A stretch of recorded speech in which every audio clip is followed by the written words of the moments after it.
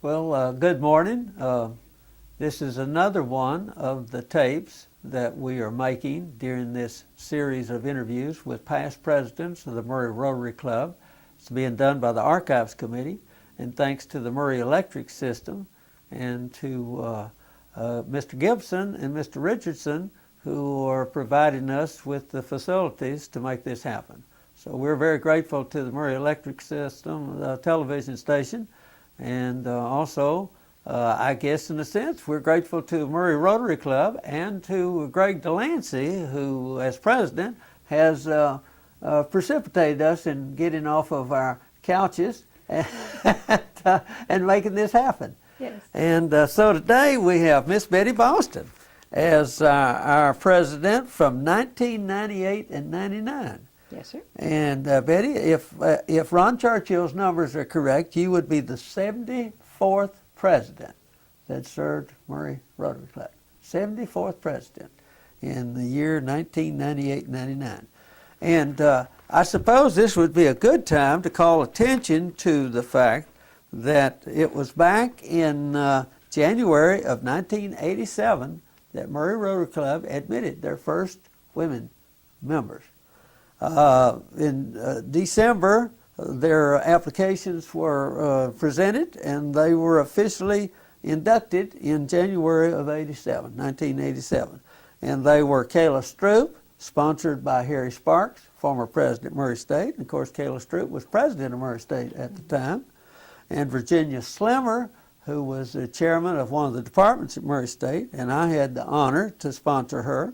Jan Weaver, who was also a chairman of another department at Murray State, and as best as I can tell, she was sponsored by Bill Albritton. And Loretta Jobs, who is with Century 21, Loretta was sponsored by Don Henry.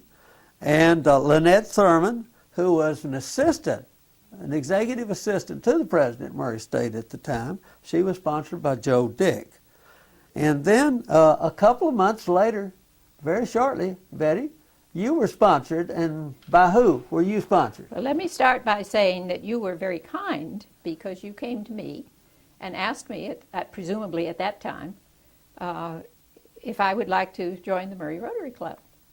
And I turned you down. Well, you were pretty busy, as I recall. Well, I had already, at that point, I already had ties to several organizations in Murray. Right, exactly. And I was finding it difficult to be a constructive member of them, and also to be an effective investment advisor to my clients. Right. And so I decided I didn't need something else to join. That's right. So I turned you down. You were an executive with Hilliard Lyons. Yes, sir. Yes, sir. Stock Investment Corporation here in Kentucky. Yeah. But by later on that fall, I had disengaged myself from a number of these organizations. Right. And that was when Cedric Benson came into my office one day, and he plopped down in the chair. It's the only way to describe it. Exactly. And he said to me, Yeah. if we have to have women in Rotary, at least we ought to have women like you. Would you like to join? Exactly. Now, how could I turn down an invitation like that? That's about as good as it gets. Now, what was Cedric Benson's connection to you and your family, which I think is an awesome story. Well, colorful as all get out. I had met Cedric through the Marine Corps League.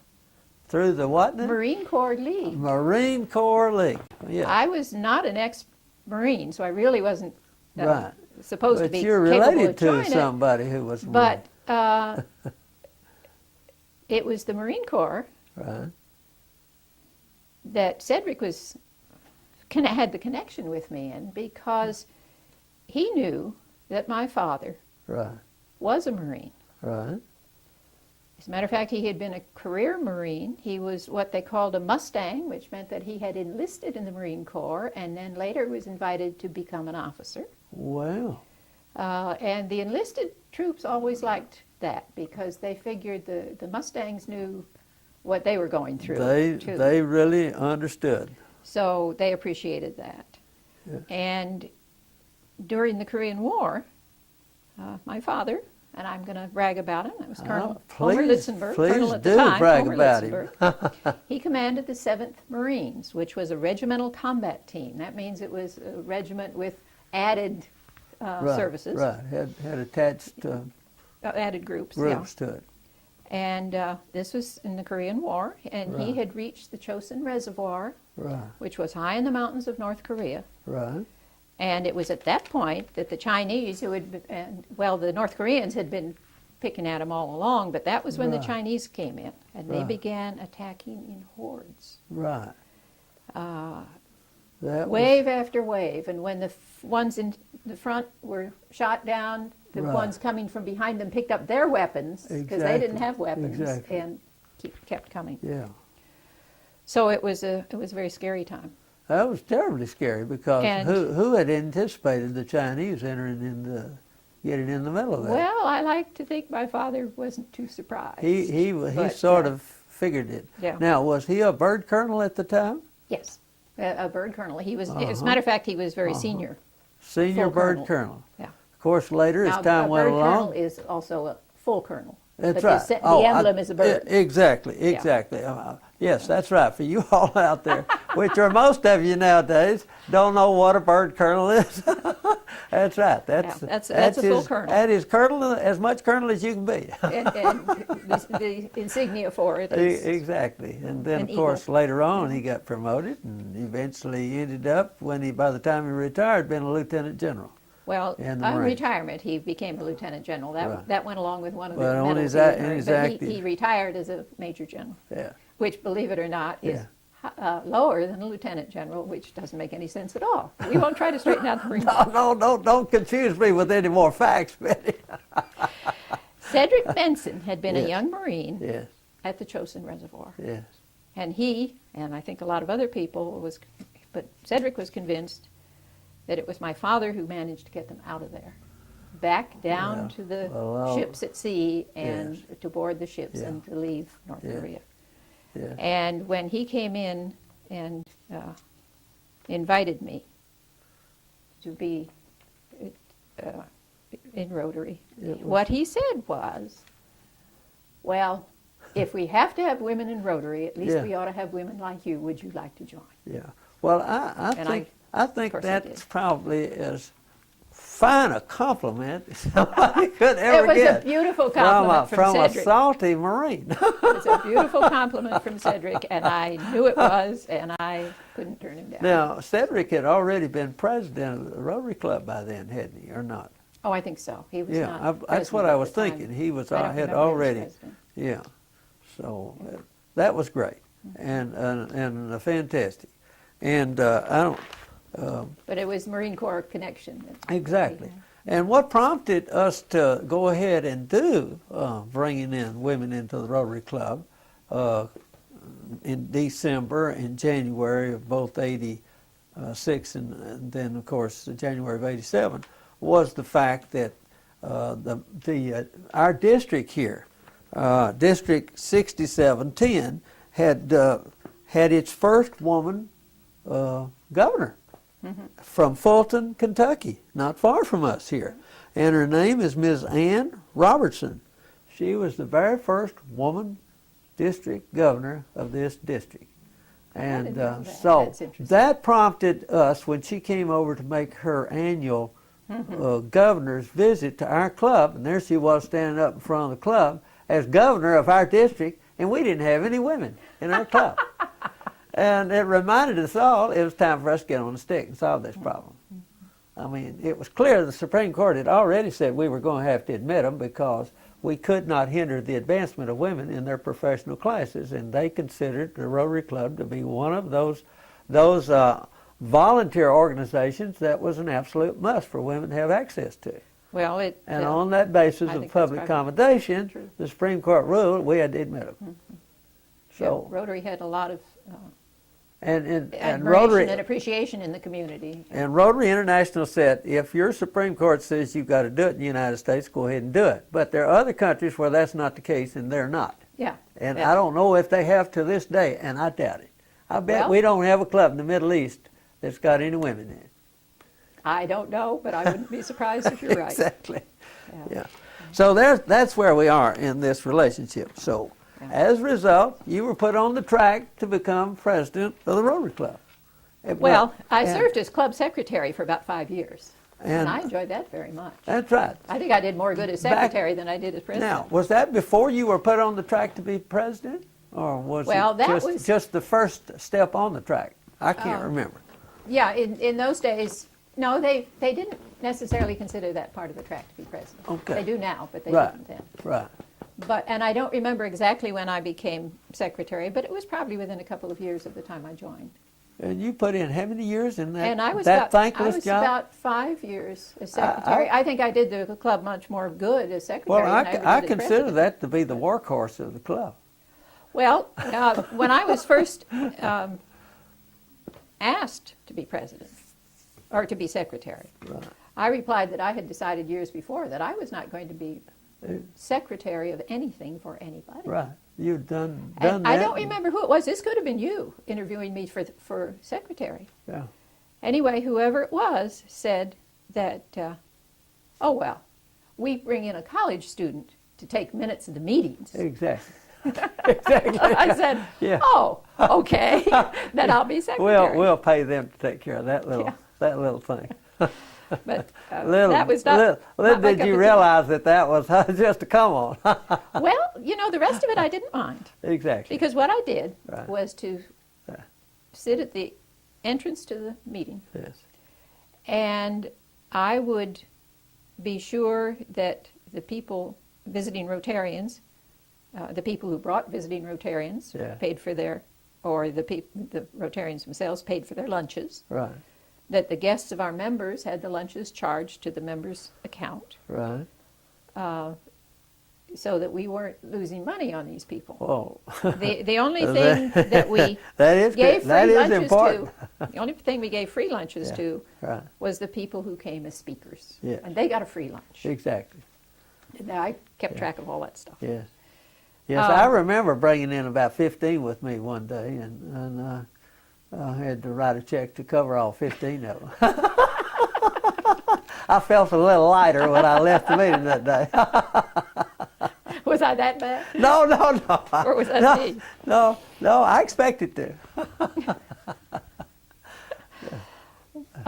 One of the things I did, probably the most valuable thing I did for Rotary, was to encourage the board of directors to propose an updated set of bylaws to be Yes. presented to the club for approval. Now, Betty, that's the kind of thing, it's really thankless. I mean, there are only a handful of people in a Rotary Club or any other thing that I've been a part of that cared a twit about the bylaws. So how did you manage to pull that off? I'm still amazed. Well, I I proposed it. figured they'd kill it on you before you could ever get it through anything. I proposed it, this was when I was secretary, I proposed that to the board, and the board thought that was a great idea and invited me to go ahead and Well, do it. they thought it was a great idea as long as you were doing it, right? Yep, yep, so I went If through the you're bylaws. doing it, it's just wonderful. Yes, I went through the bylaws. Yeah. So what when did we when I learn have from it all finished, that? Yeah. it was accepted by the board. Right. I made copies available to the club members and Right. handed them out Right. if they wanted them. I didn't Sure. hand one to everybody. And we set a date for the club to consider the new bylaws. Right. And on that date, they were adopted. Right. So essentially, I had rewritten the bylaws because Rotary's, the only bylaws they had dated back some 30 or 40 Yeah, years. I at figured that it'd point. have to be 30, 40 years ago Something that like that. anybody had ever. And you it was know. time to revise Oh, the well, I bylaws. don't doubt that. Don't doubt So- that it needed to be done. It's just that it's thankless work. Well, it was a project I enjoyed.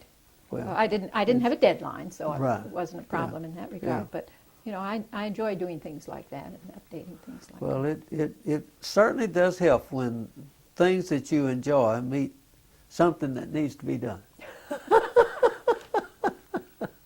So, Yes. so I thank you on behalf of all those club members that to this day don't know that you did it. They probably don't know what the bylaws say either. And they don't care, don't want to know. Don't want to know, but at least they're reasonably up to date. That's right.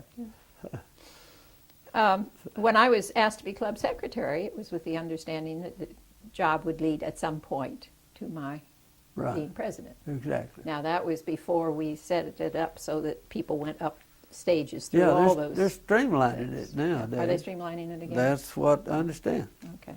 Well, anyway, I served as So, as how many secretary. years did it take you to get from secretary to president? Well, I served as secretary for about 5 years, which was Oh. fine. Right. And then I jumped to president-elect for a year, and I Mm-hmm. was president from July of 98 through June of 1999. Right. Well, that's good.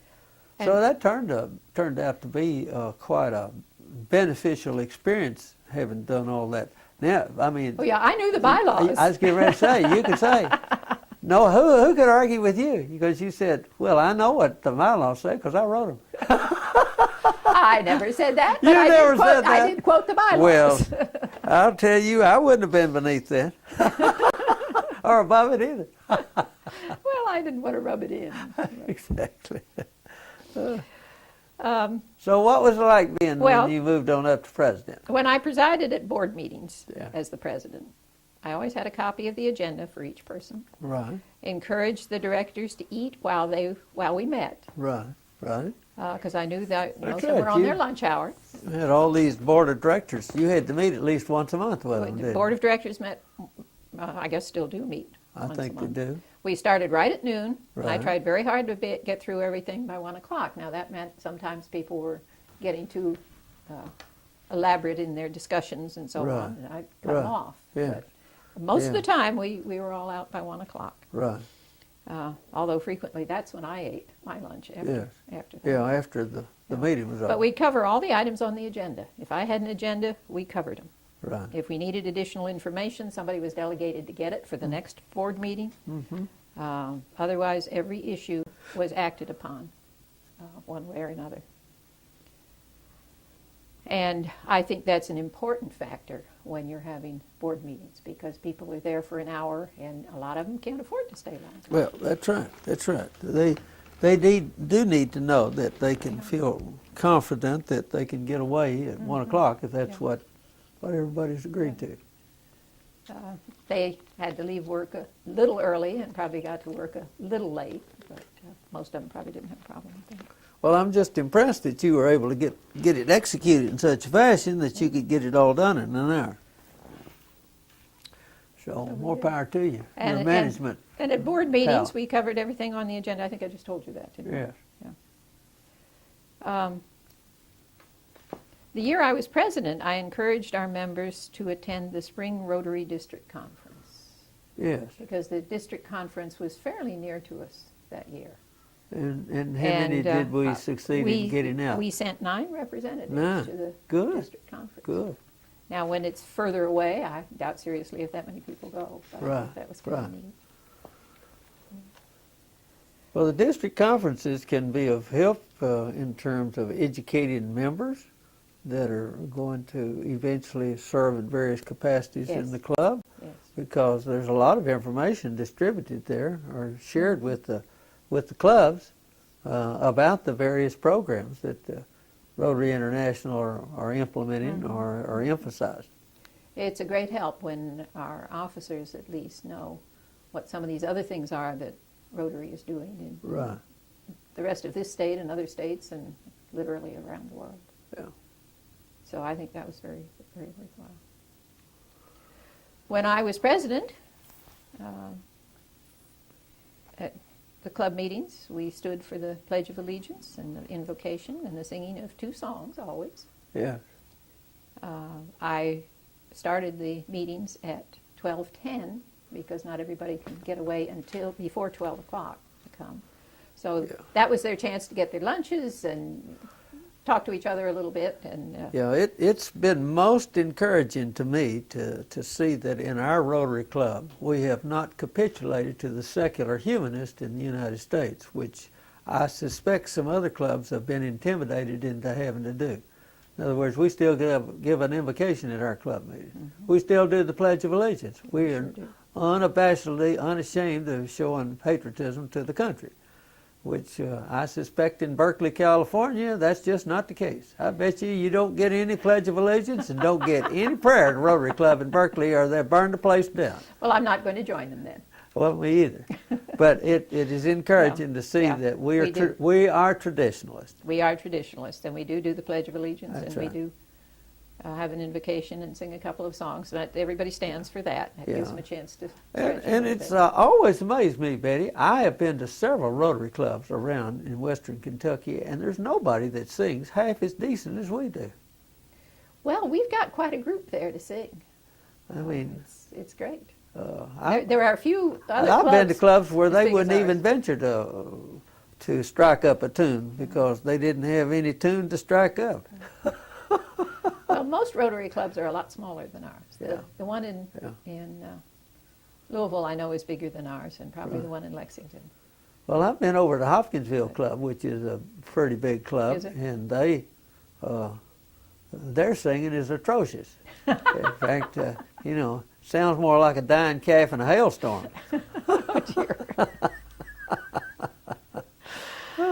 So what did you, well, one of the things you were telling me that you were very interested in was this Student of the Month business. Yes, Student Yeah. of the Month I think is a wonderful idea. What we do is invite a student from Murray City Schools to come, and on another day, another week, Yes. we invite a student from the Callaway County High School to come. Right. And these are usually seniors, sometimes juniors, and they have a chance to stand up and talk for just a few minutes and tell us what their interests are and where they're planning to go to college and so on. We do make sure that they understand, or there's always somebody that clues them in, that in their list of possible colleges, they better mention Murray State. It is. And they always do, and the minute they do, everybody in the room cheers and cheers and cheers. It seems the word gets to them, doesn't it? That if Yes. you want a definite cheer, you better include Murray State. The counselors tell them, you better Yeah, include Murray yeah, State. it's- Just whatever list you have. That's right. Just make sure Murray State. No matter how uninterested you are in the notion, you are definitely willing to consider Murray State. Yes, and we always had great fun about that. It seems to me that was always one of the fun parts I think it is. of the meeting, when we all cheered vociferously for Murray State. I never admitted that I'd never been to school at Murray State. No, it's not a good idea. I don't either. I just tell them all of my kids that have been there. Well, at our weekly meetings, members were invited to make personal announcements, usually about what accomplishments their children and grandchildren had accomplished.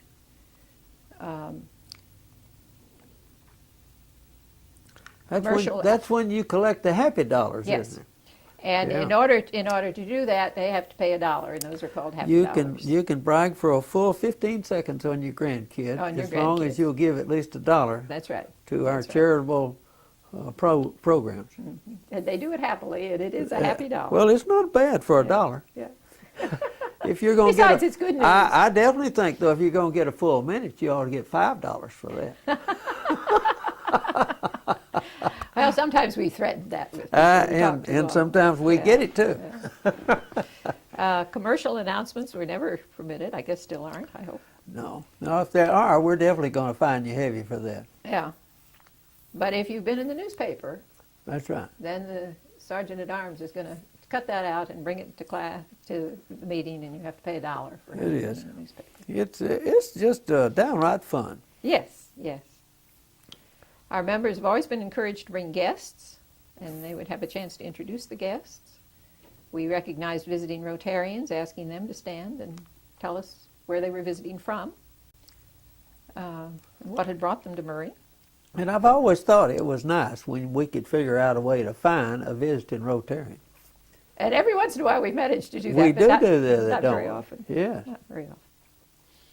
And of course, I continued the custom of the program close to Thanksgiving, being what we call Rural Urban Day, and most of us in Rotary are city slickers, and it's good to learn something about the Well, that's true. farmers The and what they're up rural against. urban day does feel a very positive place, and I mean, here we are in agricultural part of Western Kentucky.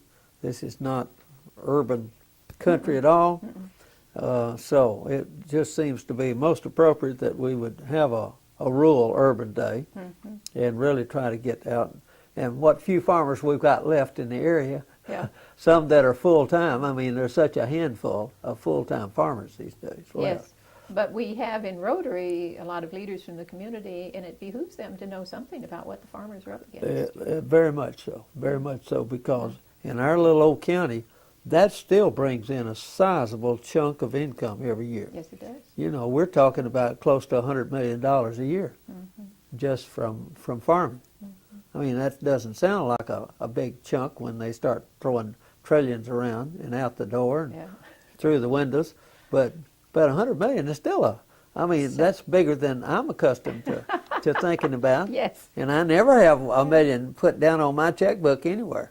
And the farmers have problems, and if people like the people in our Rotary Club, who are leaders of the community to a large extent, if they understand something about that, then they can lobby in favor of the farmers that's right. when it's appropriate. That's right. And I think that's always a good one. Let's see. We always have a program on Rotary's 4 fields of service: international, community, vocational, and club service. Exactly. And I think those are worthwhile to remind us of what Rotary is all and about. that urban rural day, I guess, fits right under that vocational service. Yes, yeah. And I guess Although we usually separated those out because Right. the rural urban day was worthwhile because very few of our members were farmers. Farmers don't have time to come at lunchtime and do things. But as you say, we've got the area of service, world international service, and you've got vocational service, and you've got community service, and you got club service.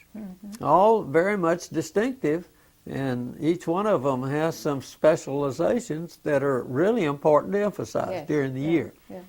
And once upon a time, as I recall, the club, once upon a time, it assigned one of those avenues of service to each week during the month for Rotary Club programs, except where there were instances that they needed to use that time for other things. Now, I understand that under more recent tenures that we have not been doing that near as much as we once did. Now, are you talking about doing that every week, every month? Every There was month one of those? during the No, year. I don't remember that. Well, Okay, that's what I before I mean. joined. It fell by the wayside somewhere along the line. But I think that's in their recommended book if you go back to the earlier days. Yeah. Now, I don't know what they're recommending, just like the Rotary Club magazine has changed its format. It used to focus on the 4 areas of service, and now, as we were talking in other interviews, they pointed out that it's more emphasizing a different area of service each month or every few months, and concentrating a lot on international service. Yes. And I suspect that's what local clubs are doing now, especially ones that are connected to a university like ours is. They're doing more focus on international service and community service than they are on vocational service or club service. Yeah. It just appears that way. Well, I'm not in touch with any of that at this point, so. I'm retired. I don't have to keep track of things like Well, that. me either.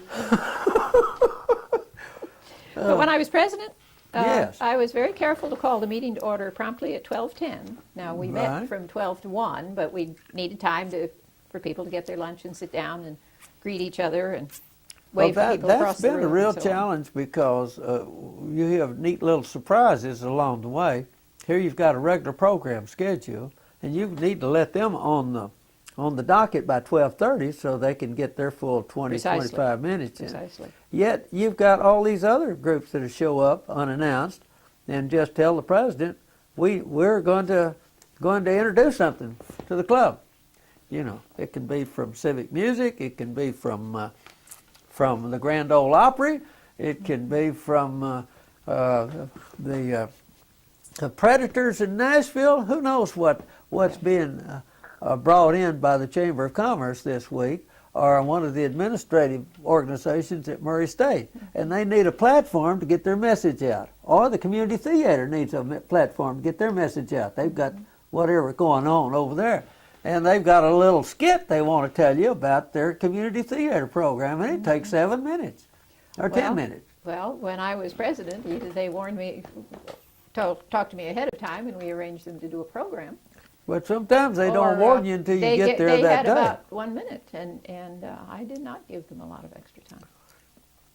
Well, I've seen several programs that were like the accordion. They had to squeeze it up because their time had been consumed by the previous thing that was not even officially part of the program. I think that's unfortunate when that happens. We've got 20 minutes to do the odds and ends of things that need to be done, and that should be enough. And if it isn't, then we schedule these people to come do a program for us or something. Well, see, they're doing it though in a timely fashion. It's coming up on come Saturday, and this is Thursday. So they've got an announcement. They've kind of got you right where they want you. Yeah. That is, you can't say no. Well, they didn't talk very long when I was president. I'm impressed that you were able to exercise your presidential power. I suppose I didn't always, but I don't remember that as a problem. I think a lot of people didn't know what to make of me as president. Well, because I was the first woman I was to be going to president of say, our you club. being the first woman president, most of these guys were going to be careful. For a while, anyway. Well, yeah, because it's important for our members need to go back to work. Exactly. And very much we so. need to adjourn Very much promptly so. at 1 o'clock. Yeah, Now, they won't be at work on time. Yeah. They'll be a little after 1. Yeah, people need to know that are doing the program that the box, the trap door underneath the speaker stand opens up about 2 minutes before 1 o'clock. Yeah. Well, I used to encourage the speakers to, I didn't encourage them to, but I did tell them that if they would like to have a question and answer period when they were done, Right. that would be very appropriate, and they were certainly welcome to do that. But Right. at 1 o'clock, Right. we were all going. You could gonna adjourn the leave. club. Yeah. Anybody wants to stay and ask them questions could do Yeah. it. Or if they wanted to talk we put them on at 12:30. If they wanted to Right. talk for 20 minutes and then have 10 minutes for questions, Sure. the And club that- enjoyed that kind of thing. And that works It didn't nicely. require- That's right. required it. And 20 minutes is usually enough for anybody to make a point to the speaker.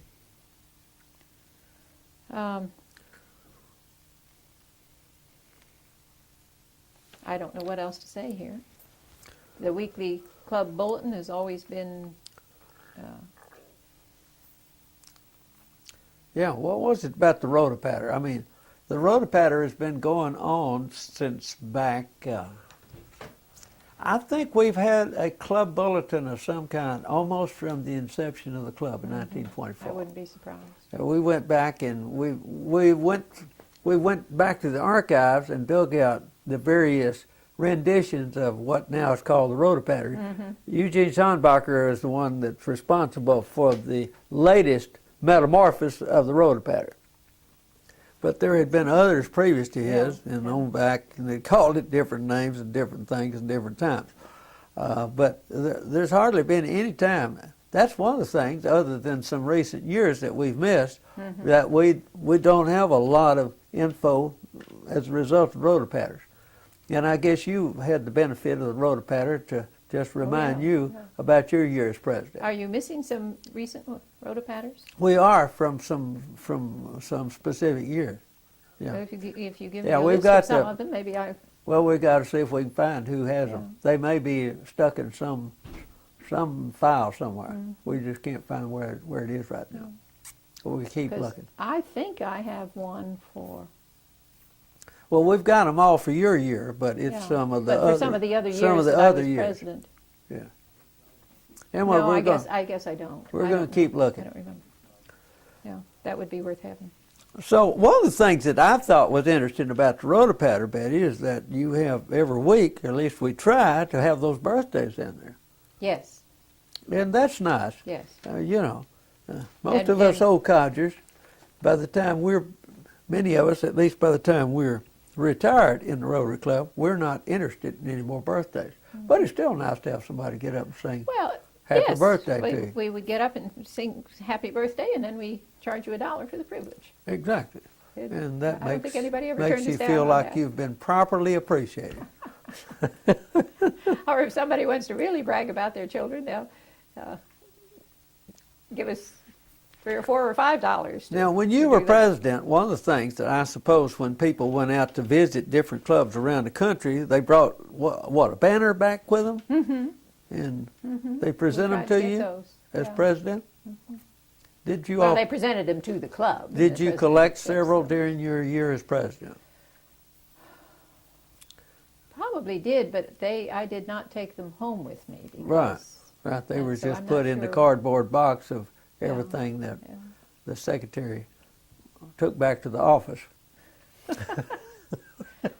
Yeah, we did try to collect those. Well, I remember when we did the 100th year celebration under Ron Churchill, that one of the things we did is we displayed a bunch of the banners that had been accumulated over the years Yeah, oh, that would be, over at the library, the Murray Callaway County Library, in the hall out there.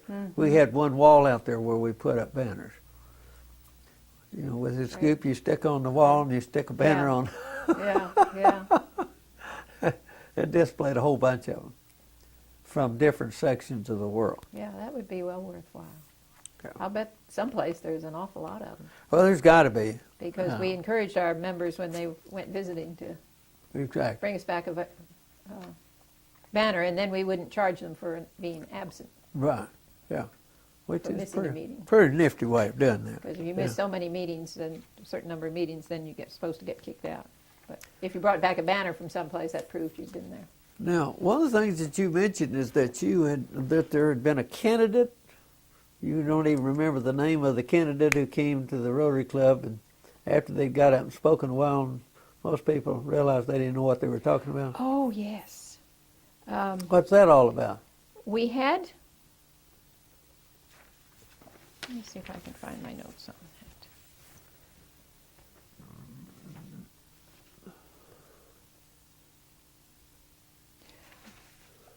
I don't remember who it was or what was. I think it was one of our aspiring, somebody running for office. Right, And as he was, I think he was running for the Kentucky legislature. right, And as he talked, right. it became very clear that he had no clue Uh-huh. as to how a legislature functions Right, or what he would need to do or any of those things. He uh-huh. just hadn't a clue. right, And the more he talked, the more uncomfortable everybody became. right. And he finally stopped, and we had 2 or 3 people who asked him some very simple questions, Right. which he answered. And then we all applauded, Uh-huh. and so, Right. you know, we're relieved at that. Well, because Rotary Club- It was sad. It was Right. embarrassing. Well, To him. that meant you had another one you could mark off your list, Yeah. which Most of the is candidates- encouraging. Yeah, most of the candidates who Yeah. came to talk, they got some pretty sharp questions. Right. Because there was within that body there was usually somebody who had a pretty good idea of what was Exactly, going on in some exactly. of the areas they were talking about. Well, And, there's such a fine line in allowing politicians to speak, and yet at the same time, if they are holding a public office, it's important to hear what they have to say, as long as they're sticking to their policy positions and not pontificating as a politician. Yeah. Or if or if they're talking on some subject and incidentally they just happen to be running for public office at the present time. I remember we had Judge Cunningham come over and speak for us, Yes. who was running for the state Supreme Court. Yeah. But he was telling us stories and experiences about what happened in Kentucky. Yeah, he was talking about the Kentucky One time he wars, talked about the tobacco wars. Yes, the Kentucky tobacco wars. I mean, he's written That was- at least three different books, Yeah. and I happen to own two of them myself. But Well, usually when we had candidates, it would be for either state office right, or federal office. yeah, And we would invite, if it was an election situation, we would invite candidates from both sides, both Right. Republican and a Democrat, Exactly. to come. Now, they didn't always come, but they were invited to come. And the questioning of them was usually very sharp. The club was big enough that we had people who knew about some of the things they were talking about and wanted Right. to do, and would ask very knowledgeable, very sharp questions. But this one person, and I'm not going to identify him, he was running for state legislature, I think. right, right, And as he talked, it became very clear he had no idea what he was talking about. And everybody became very quiet. right. And when he was all done, we had 2 or 3 people who asked him some very simple questions. And that was it, and we adjourned. Right. Well, But that was- well, just that use was an the example. That was the only really pathetic Right. politician. Yeah. I It's such a fine line in figuring out how to do this. For example, if Senator McConnell is available and can come and speak to the Rotary Club, given the fact that he is the Senate minority leader of the U.S. Senate, it would be helpful for our Rotary Club to hear a report on how his Yes. takes is going in Washington. And if he's not up for re-election at that point, there's no Exactly, problem. exactly. So if we can be careful in threading this needle, so that we don't give the appearance of being partisan, which if we are partisan, then we are jeopardizing our 501c, whatever it is, B. It's not C3, but I think it's B. 501 Status. or other, Anyway, yeah. it's one of the Yeah. 501 status. We're jeopardizing it, Yeah. and some clubs have unwittingly allowed themselves to be duped by politicians who actually made a campaign speech Yeah. at their clubs. Yeah. And we've tried to avoid that if we could. Yeah, we tried to get politicians to come and speak to us when they were not running for office. Exactly, exactly. Whenever we could, because that's very worthwhile to find Exactly. out what's going on. That's right. We need. But if they were up for re-election, That's right. then we would invite the politician on each side. Exactly. If they've got an If we opponent. could find one. That's right. If We would give each if party we've got a a chance. U.S. congressman, for example, Yeah. and he's running for re-election, and he's got a challenger, one of them's a Republican, one's a Democrat, we give each one of them equal time We to would make their, we would make their invite them case. each to come and talk to us. Now, Exactly. they wouldn't always come, but that Right. was their choice. That's right. Well, as long as we don't give the appearance of being partisan, I think we've protected ourselves and done our community service in that regard. But just because somebody at some point will be running for re-election, Right. that's no reason not to have them come. Right. And many times Because- they're knowledgeable about subjects that don't have anything to do with the office they're running for anyway. Yes, or even if they tell us what the office is all about. Right. It's very difficult for voters to know what That's right. somebody really does when he gets that office. Well, that is and how that's true. a good way to How find true. out about it, but Yeah. not when they're running Yeah. for re-election, unless you invite, as we said, Yeah. both sides. Yeah. Well, Betty, what was there distinctive about serving as president that still stands out to you today? What contribution did you feel like you made, or just by the virtue of the fact that you happened to be the first woman, or the first person that just happened to be a woman to hold that office? Was that in and of itself a significant step forward for the club? I suppose it was. I never Yeah. think of it in those terms. Yeah, I didn't think you did. The thing I did that I think was most useful, Right. the best thing I did for the club was when we revised those bylaws. Yeah, right. Now, I don't know if anybody uses them now, but at least they're probably still fairly up to date. Well, they would be. They would And, still be. And somewhere there down was- the line, 20 years Yeah. from now, somebody else will do the yeoman service There'll be time to do it of again. redoing them again. But when I got hold of the bylaws and set out to revise them, I think that was probably my best, the best thing I ever did, for the most helpful thing I ever did for the club. Although I thoroughly enjoyed being president. Exactly. For it, that was fun too. Exactly. But for a real long-term contribution, why, I'll claim that. Well, what about the four-way test? How do you evaluate the four-way test in the overall scheme of things for the Rotary Club? I think it's the very basis of Rotary. It's essential.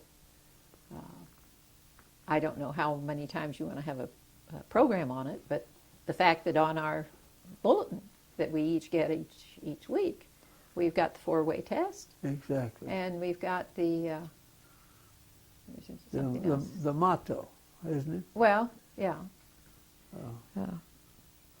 But the four-way test is the heart of Rotary. And every once in a while, it's a good idea to have a program on it. But on the other hand, you don't do that on an annual basis because Right, right. mostly Rotarians are bright enough to be aware of that. And it's right there in front of them when they pick up a bulletin. Well, Betty, we've just about run out of time. We've just about completed an hour interview. Oh my goodness. And do you have any final thoughts for our archives, for any of those who are going to be looking at this later? Being involved in Rotary has been a very important part of my professional life and just my enjoyment of life. This club has a knack for accomplishing things, for learning things, and for having fun doing it all. And because you did such an outstanding job as the first lady who happened to be president of Rotary Club, it paved the way for others since then to be president, including the next one that succeeded you down the way was Sally Hopkins, and the next one after that was Brenda Rowland. So at this point in time, here in 2007 and 8, Murray Rotary Club has now had 3 ladies who have served as president of this, what many think would be a distinguished club. And those two you named, in addition to me, they were and are outstanding women in the community. That's right. And they deserved it. So, ladies and gentlemen, you have listened and heard Miss Betty Boston, who was our first woman president and who served the years of, what was it? No, 1998 98 to 99. 99. Yeah. July of 98 to That's June right. of 99. That's been 2 or 3 days ago now. It's been a while. And so we thank you, Betty. Well, it's been a pleasure. Thank you so much. It's been a pleasure.